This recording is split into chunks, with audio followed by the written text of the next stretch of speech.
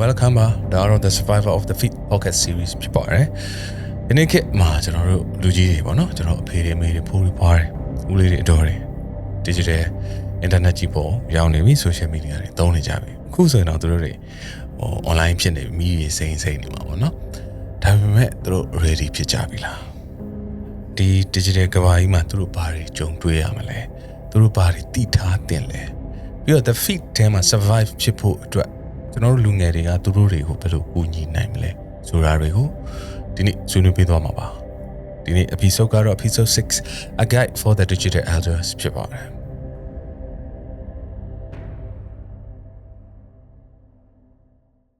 တစ်ချိန်တစ်ခါတော့ကျွန်တော် internet သုံးတယ် online တက်တယ်ဆိုတာလူငယ်တွေပဲဒီ blog တွေ forum တွေ chat room တွေမှာတွေ့ကြဆုံကြပြောကြဆိုကြပါတော့ဒါပေမဲ့အခုတော့အကုန်လုံးinternet ပေါ်ရောက်လာကြပါပြီကျွန်တော်တို့ဖေးတွေမေးတွေဦးလေးတွေတော်တွေ Facebook ပေါ်မှာရှိကြတယ်အဖိုးတွေဖွားတွေတောင် TikTok တွေသုံးနေကြတာပေါ့နော်တကယ်တော့digital chaos ကဘာကြီးတဲကိုဒီ online internet ခေတ်မှာမမွေးတဲ့ generation ပေါ့နော်လူကြီးတွေက digital immigrants အနေနဲ့ရောက်လာတဲ့အချိန်မှာသူတို့တွေအတွက်တခြားကဘာကြီးရောက်သွားတယ်လို့ပဲပေါ့နော်အရင်ဆွဲလန်းပြီးတော့ဘယ်လိုက hook ဖြစ်သွားတာ addictive ဖြစ်သွားတာအဲ့လိုပေါ့နော်အဲ့တော့သူတို့တွေကပြီးတော့digital ဒီကဘာကြီးထဲကfake news တွေပြီးတော့ digital scams တွေပြီးတော့မှ deepfake တွေပြီးတော့မှ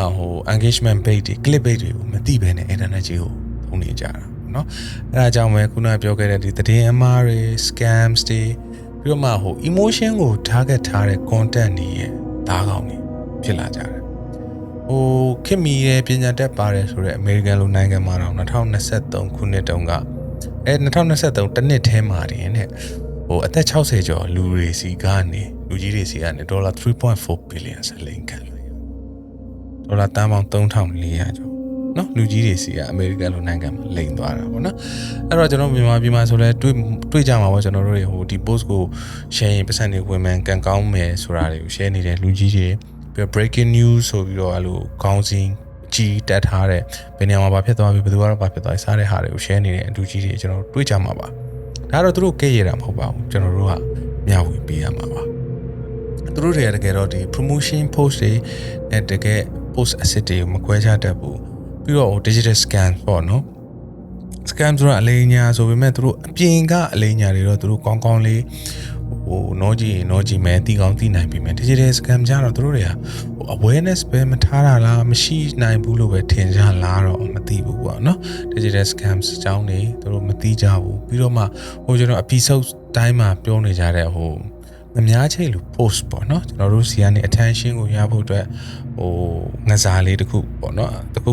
ပိတ်လေးတစ်ခုချပြီးတော့စောင့်နေတဲ့ post တွေကိုတော့ engage လုပ်တဲ့အချိန်မှာတို့ပါသွားတဲ့ဟာတွေပေါ့နော်အဲ့တော့လူကြီးတွေ internet သုံးတဲ့အချိန်မှာသူတို့တွေက emotionally engage လုပ်ကြတယ်ဒါပေမဲ့ digitally train မဖြစ်ခဲ့ဘူးပေါ့နော်ဆိုလိုချင်တာကတော့သူတို့ post တစ်ခုမှာ comment ရေးတော့မယ် share တော့မယ်ဒီ engage လုပ်တဲ့အချိန်မှာတွေ့ချင်းမှာဖြစ်ပေါ်လာတဲ့စိတ်ခံစားချက်ပေါ်မှာမူတည်ပြီးတော့သူတို့တွေကဒီ post ကိုသွားပြီးတော့ဒီ content ကို engage သွားလုပ်ကြတယ်အပြင်မှာဆိုရင်တော့သူတို့ကတခုခုဂျုံတွေးပြီးဆိုရင်စဉ်းစားမယ်ချင်းမယ်တွေးခေါ်မယ်လို့လောက်ကောင်းလုံနိုင်ပေမဲ့ online မှာကျတော့သူတို့ရဲ့ဒီစိတ်အပြောင်းအလဲလေးဖြစ်သွားပြီးတော့အပေါ်မှာပဲအခြေခံပြီးတော့မှသွားပြီးတော့ engage လုပ်ကြတာဒါကအရန်အန်တီများတယ်ပေါ့နော်ပြီးတော့တကယ်တမ်းကျတော့ဗျာလူကြီးတွေဆိုတော့တကယ် social media ကိုသုံးနေဆိုတာသူတို့က connected ဖြစ်ချင်လို့ပေါ့နော်သူတို့ရဲ့ family members တွေနဲ့တပ်ပုံလေးတွေကြည့်မယ်သူတို့နဲ့ပုံလေးတွေ like လုပ်မယ်စသည်အဖြစ်ပေါ့နော်ပြီးတော့သူတို့ငယ်ချင်းတွေနဲ့အမြဲတမ်းအဆက်အသွယ်မပြတ်အောင်လုပ်ကြတယ်သူတို့ sole purpose ကတော့ဒါပဲပေါ့နော်ဒါပေမဲ့သူတို့ဝင်လာတဲ့ကဘာကြီးကအရန်ရှုပ်ထွေးပြီးတော့အရန်အန်ဒီများတယ်ပေါ့နော်ဒါပေမဲ့စိတ်အရင်ပူစရာတော့မရှိပါဘူးကျွန်တော်လူကြီးတွေကို internet အေးဆေးသုံးလို့ရအောင်ကျွန်တော်တို့လုပ်လို့ရတယ်နည်းလေးရှိပါတယ်ဒါကတော့ကျွန်တော်လူငယ်တွေပေါ့နော်တီးတဲ့တက်တဲ့လူငယ်တွေကပဲသူတို့ guide လုပ်ပေးရမယ်ဒါပေမဲ့ guide လုပ်တဲ့နေရာမှာ guidance without judgment ပါသူတို့ဆရာလုပ်တဲ့ပုံစံနဲ့တွားလုပ်လို့မရဘူးနော်လူကြီးတွေကတော့တွားဆရာလုပ်လို့မရဘူးသူတို့တည်တည်ချာချာလေးရှင်းပြရမယ် post တစ်ခုကိုသူတို့ share ထားတာမှားနေတယ်ဆိုရင်အချက်နဲ့လက်နဲ့ရှင်းပြပေးရမယ်ပြီးတော့နောက်တစ်ချက်ကကျတော့ကျွန်တော်တို့slow scrolling ပေါ့နော် သူတို့ဟို post တစ်ခုကို engage မလုပ်ခင်မှာ critical thinking လေးသူတို့အလေးအကျင့်တွေဖြစ်အောင်ပေါ့နော်ဒီ post ကဘယ်သူကတင်ထားတာလဲဒီသတင်းကဘယ်ကရတာလဲအဲ့လိုမျိုးကိုယ့်ဟာကိုပြန်မေးတတ်တဲ့အလေးအကျင့်လေးသူတို့စီမှာရှိအောင်ကျွန်တော်တို့ train ပေးရမယ်လေ့ကျင့်ပေးရမယ်ပြီးတော့သူတို့ရဲ့ app style နဲ့ screen time တွေ limit လုပ်ရမယ်ပေါ့နော်ဟိုလူကြီးတွေဆိုတော့ဗျာသူတို့ဘဝတစ်လျှောက်လုံးသူတို့စူးစမ်းရုန်းကန်လာတဲ့ဒီတက်ကြီးလာတော့လဲဟိုနားတဲ့အချိန်လေးမှာသုံးချင်ကြမှာပေါ့နားလဲပါတယ်ဒါပေမဲ့ဟိုတန်ရက်ကို2နာရီအလုံးစုံ3နာရီလောက်ပဲသုံးသင့်ပါတယ်ဟိုပြီးတော့နောက်တစ်ချက်ကကျတော့ algorithm ကြီးပဲလို့လုပ်တယ်ဆိုတော့ကျွန်တော်လူငယ်တွေအနေနဲ့သူတို့တွေကိုနားလဲရအလွယ်ဆုံးအတူချုံးလေးရှင်းပြပေးထားရမယ်ပြီးတော့မှဟိုကျွန်တော်တို့သူတို့ရှင်းပြတဲ့အချိန်မှာစိတ်ရှိရမယ်ဘာလို့ခုနပြောခဲ့သူလူကြီးဆိုတာဆရာလုပ်တဲ့ပုံစံနဲ့ဆိုဘယ်တော့မှနားထောင်မှာမဟုတ်ဘူးစိတ်ရှိလေးနဲ့မျှဝေပေးတဲ့ပုံစံလေးနဲ့ပြောရမယ်ပေါ့နော်ဟို surviving the fit ဆိုတာတော့လူငယ်တယောက်အတွက် game တစ်ခုကစားနေတယ်လို့ဖြစ်ကောင်းဖြစ်နိုင်ပေမဲ့ survivor ဆိုတာကတော့လူကြီးတွေလူတိုင်းအတွက်ပေါ့နော်လူကြီးတွေမှမဟုတ်ပါဘူးလူငယ်တွေလည်းပါတယ်ပေါ့နော် survivor ဆိုတာတော့လူတိုင်းအတွက်ပါအဲ့တော့ဟို digital ခေတ်မှာမမွေးတိုင်းနဲ့ခြံထားခဲ့လို့မရပါဘူးကျွန်တော်တို့ပြီးတော့ဟိုအရေးကြီးတာဒီကျွန်တော်ပုံမကောင်းမွန်တဲ့ digital ကဘာကြီးကိုဖန်တီးခြင်းနဲ့ရခြင်းနဲ့ဆိုရင်လူကြီးတွေကိုပါတွဲခေါ်ရမှာတကယ်တမ်းဒီသတင်းမှားတွေ fake news တွေဒီ toxic content တွေကကျွန်တော်ခုနပြောသလိုပဲ emotion ပေါ်မှာအခြေခံပြီးလှုပ်ထားတဲ့ content တွေဖြစ်တဲ့အတွက်ဒါတွေကဟိုလူကြီးတွေမှာသွားပြီးတော့အထိခိုက်ပုံများတယ်လူကြီးတွေစီပိုရောက်ကြတယ်လူကြီးတွေကပို share တာများတယ်အဲ့တော့ကျွန်တော်တို့ကနေသူတို့ကိုအဲ့လိုသူတို့မသိတာတွေကိုမျှဝေပေးခြင်းအဖြစ်ကျွန်တော်တို့ကပိုကောင်းတဲ့ digital ကဘာကြီးကိုလူကြီးတွေနဲ့အတူတူ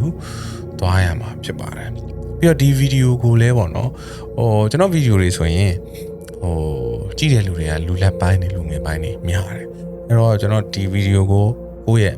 ကျွန်တော်လူငယ်တွေကနေပြီးတော့လူကြီးတွေကိုဟိုမျှဝေပေးဖို့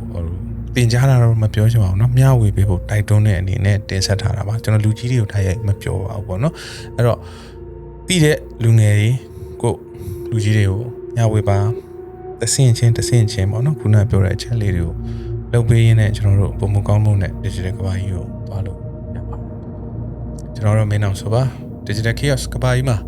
ပုံမကောင်းမှုနဲ့ content တွေအသေးပဲရှိတဲ့ content တွေဖန်တီးဖို့ကြိုးစားနေပါတယ် take care